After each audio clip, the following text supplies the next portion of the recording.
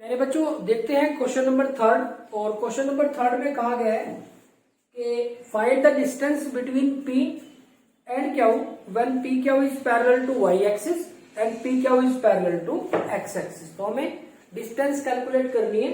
यहाँ पे जो पी और क्यू पॉइंट है तो वहां से फर्स्ट केस में क्या है, पी क्यू है जो पैरेलल टू वाई एक्सिस है और सेकंड केस में P Q parallel to X axis है। तो प्यारे बच्चों अगर हम इसको रफ प्लॉट करें एक्स वाई प्लेन में, X X dash Y Y dash.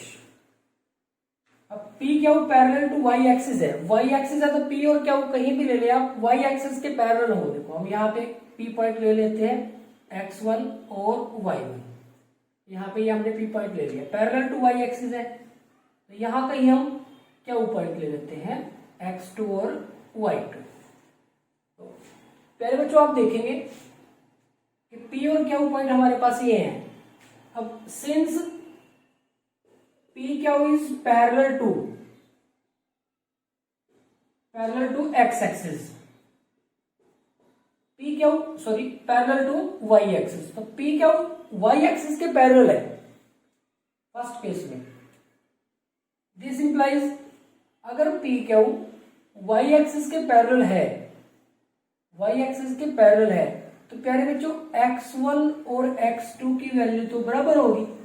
देखो यहाँ पे भी x तो चेंज हो ही नहीं रहा, चेंज तो कौन हो रहा है, y हो रहा है। x1 और x2 की वैल्यू तो बराबर होगी और पी क्यू हमारे पास क्या बनेगा, क्या कहते हैं, square root of x2 minus x1 its square plus y2 minus y1 its whole square. अब देखो x1 और x2 बराबर है, x2 की जगह पे मैं x1 लिख दूं या x1 की जगह पे x2 लिख दूं तो ये पार्ट तो जीरो हो जाएगा। तो हमारे पास कितना रह जाएगा, square root of y2 minus y1 its whole square. यहां से हमारे पास पी क्यू की वैल्यू क्या आ जाएगी, y2 माइनस y1। तो प्यारे बच्चों ये हमारे पास इसका आंसर आ जाएगा क्योंकि ये पार्ट तो हमारा जीरो हो जाएगा। अब यहां से y2 माइनस y1 की वैल्यू नेगेटिव आ सकती है, y2 माइनस y1 की वैल्यू नेगेटिव आ सकती है, तो आप यहाँ पे मोड लगा दें क्योंकि डिस्टेंस या लेंथ कभी भी नेगेटिव नहीं होती। यहाँ पे आप आंसर लिखना चाहो तो आंसर ये भी लिख सकते हो कि यहां से आंसर कितना आ रहा है, y1 minus y2 it's mode. आपकी मर्जी है, दोनों में से कोई सा भी आप आंसर लिख सकते हो। ठीक इसी तरह से यहाँ पे अगर बात करें P Q is parallel to X axis, अगर पी क्यू एक्स एक्सिस के पैरेलल है तो फिर उसी तरह से हम एक्स वाई प्लेन बना लेते हैं, X X dash Y Y dash. अब की बार पी क्यू पैरेलल है एक्स एक्सिस की, तो यहाँ पे हम पी लिख लेते हैं x1 और y1, यहाँ पे क्यू x2 और y2। तो फिर सेम रहेगा कि since P Q is parallel to X axis. अब प्यारे बच्चों जब एक्स एक्सिस के पैरेलल होंगे तो एक्स वैल्यू चेंज होगी, एक्स कोऑर्डिनेट चेंज होगा, वाई कोऑर्डिनेट तो सेम रहेगा, वाई पे तो कोई फर्क नहीं पड़ा। देखो यहाँ पे वाई की वैल्यू जो है यहाँ सभी जगह पे वही रहेगी, तो इसका मतलब y1 is equal to y2। तो जो हमारे पास पी क्यू है डिस्टेंस फॉर्मूले से हमें मिलेगी x2 minus x1 its whole square plus y2 minus y1 its whole square. यहां से ये दोनों तो सेम हो गए तो ये जीरो हो जाएगा, जीरो हो जाएगा तो ये बचेगा, स्क्वायर से स्क्वायर रूट कैंसिल। तो यहाँ पे हम इसको लिख सकते हैं कि ये हमारे पास mode of x2 minus x1, या फिर हम इसको लिख सकते हैं P Q mode of x1 minus x2। तो दोनों में से आप कोई सा भी लिख सकते हो क्योंकि जो लेंथ है या डिस्टेंस है वो कभी भी नेगेटिव नहीं होती है। तो आपको कॉन्सेप्ट समझना है, सिंपल क्वेश्चन था बिल्कुल।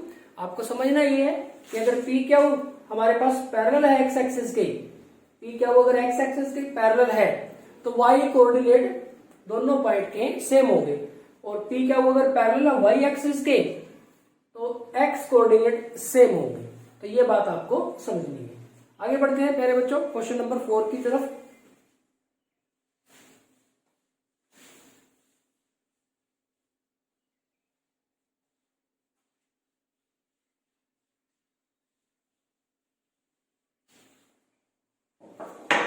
क्वेश्चन नंबर 4 है हमारे पास, find a point on X axis, find a point find a point on the x-axis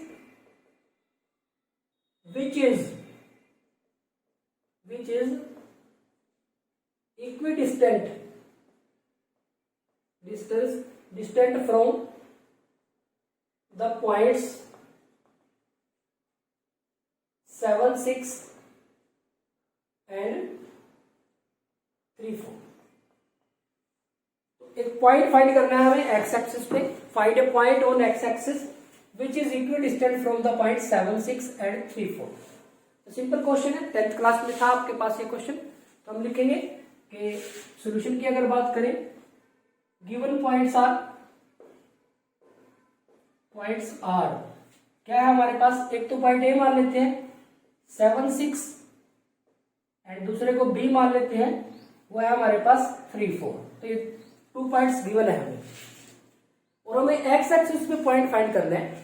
तो हम लिखेंगे let the point on X axis be, उसको हम P मान लेते हैं।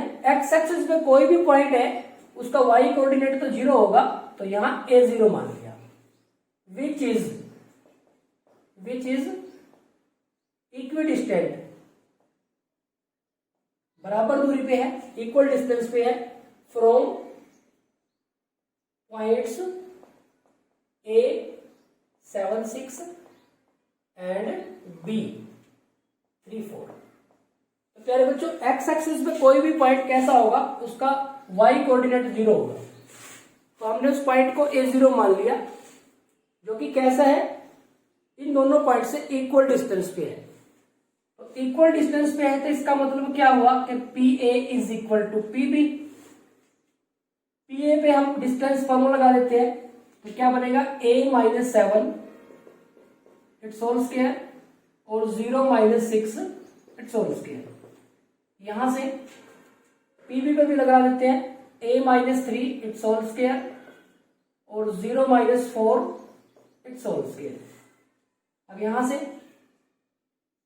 सोल्व कर लेते हैं, A square plus B square से 49 माइनस 14A और ये प्लस के 36 माइनस 6 का स्क्वायर।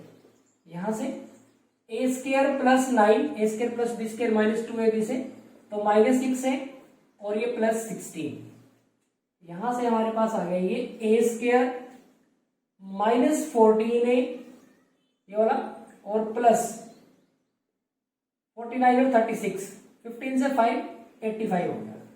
यहां से A स्क्वायर माइनस 6A और प्लस के 25। Squaring both side,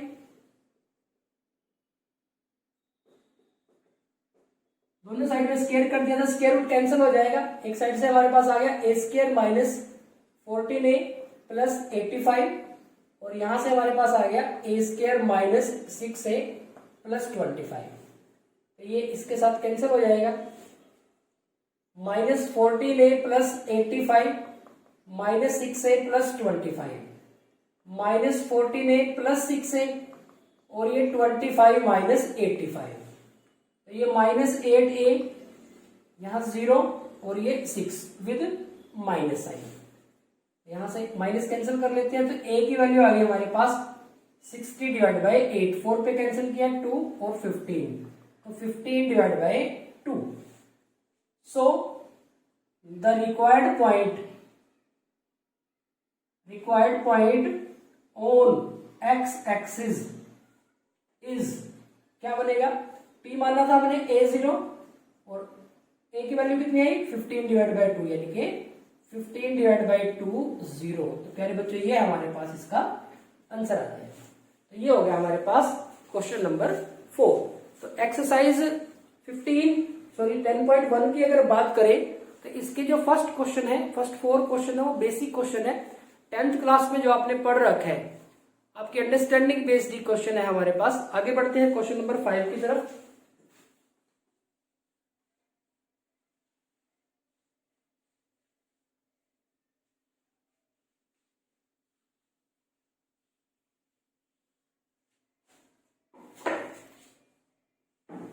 question number 5 में कहा है find the slope of a line, question number 5, find the slope of the line which passes through the origin. Find the slope of the line, find the slope of the line which passes through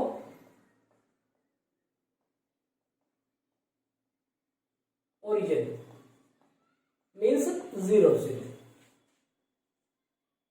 and the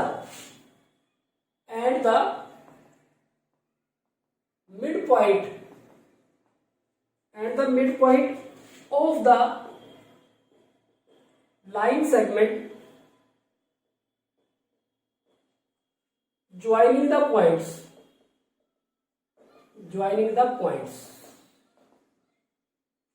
P 0 -4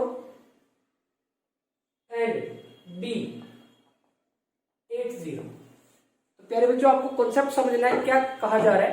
यहां पे हमें slope of line calculate करनी है। Find the slope of the line which passes through the origin.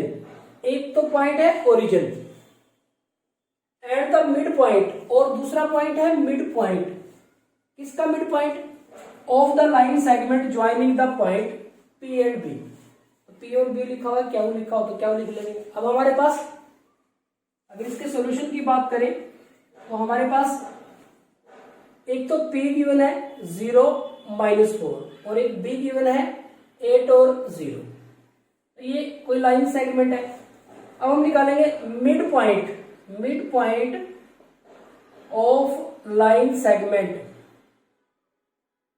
PB का mid point निकालो। Mid point formula हमारा क्या कहता है? x1 + x2 divide by 2, y1 + y2 divide by 2। तो यहाँ पे 0 + 8 डिवाइड बाई 2 और -4 + 0 डिवाइड बाई 2। तो ये 8 डिवाइड बाई 2 और -4 डिवाइड बाई 2। तो ये आ गया हमारे पास 4 और -2। अब प्यारे बच्चों, हमारी जो लाइन है जिसकी स्लोप हमें निकालनी है, अब स्लोप ऑफ द लाइन हम लिखेंगे slope of the line passing through, कहां से? Origin means 0 0 and mid point of line segment joining the points. कौन से पॉइंट्स? P है हमारे पास 0 -4 एंड B है हमारे पास 8 0 इज। अब देखो क्या होगी, स्लोप को हम क्या लिखते हैं? m, that is equal to, formula क्या होता है? y2 - y1 divide by x2 - x1। अब जो स्लोप के लिए जो दो पॉइंट है, एक तो है ओरिजिन 0 0 और एक है इसका मिड पॉइंट। इसका मिड पॉइंट है हमारा 4 और -2। तो ये दो पॉइंट है हमारे पास, एक तो ओरिजिन है, इसका मिड पॉइंट को कोई भी नाम दे दो m। अब यहाँ पे इसके लिए अप्लाई कर दो -2 -0 और ये 4 -0। तो m -2 डिवाइड बाई 4 यानी कि -1/2। तो हम लिखेंगे so the slope of the required line is equal to -1/2। तो प्यारे बच्चों, ये हमारे पास इसका आंसर आ गया। तो ये हो गया हमारे पास क्वेश्चन नंबर 5। आगे बढ़ते हैं क्वेश्चन नंबर 6 की तरफ।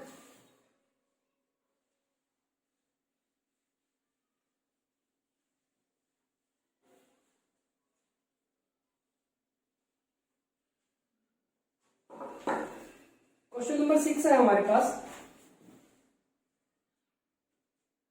6,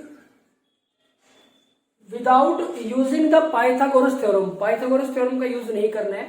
शो दैट द पॉइंट्स 4 4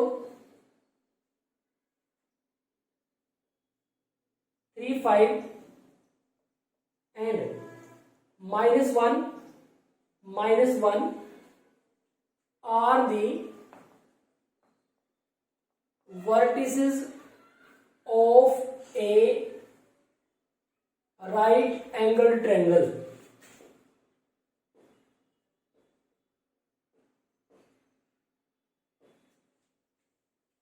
तो प्यारे बच्चों, हमें पाइथागोरस थ्योरम से तो हम प्रूव कर ही देंगे।